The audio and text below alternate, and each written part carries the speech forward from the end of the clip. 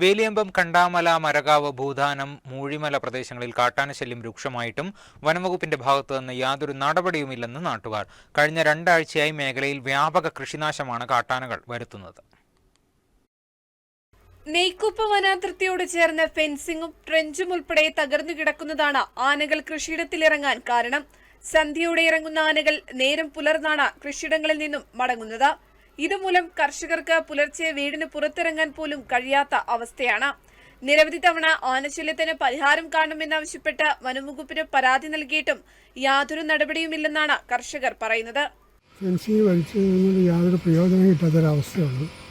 Road അങ്ങനെ തുറന്നിട്ടേക്കും. അതിൽ രാത്രിയാകുമ്പോൾ ആന നാട്ടിലേക്ക് ഇറങ്ങുകയും ഓരോ പറമ്പിൽ കയറി ചക്കയും മാങ്ങയും ഒക്കെ തിന്ന് തെങ്ങും മറിച്ച് കവുങ്ങും മറിച്ച് വളരെയും തിന്ന് നാശനഷ്ടത്തിൻ്റെ പരമകോടിയിലെത്തി കൃഷിക്കാരിപ്പോൾ.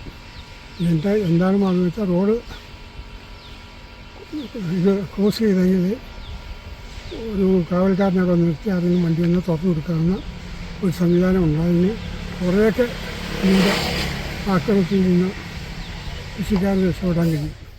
ആനശല്യം രൂക്ഷമാകുമ്പോൾ മുൻകാലങ്ങളിൽ വനാതിർത്തിയിൽ വാച്ചർമാരെ നിയമിച്ച ആനകളെ വനത്തിനുള്ളിലേക്ക് തുരത്തിയിരുന്നു. എന്നാലിപ്പോൾ വാച്ചർമാരെ നിയമിക്കാൻ വനംവകുപ്പ് തയ്യാറായിട്ടില്ല. ആന കൃഷിയിടത്തിലിറങ്ങിയാൽ അത് വനംവകുപ്പിനെ അറിയിച്ചാൽ പോലും ഉദ്യോഗസ്ഥർ എത്താറില്ലെന്നാണ് നാട്ടുകാർ പറയുന്നത്.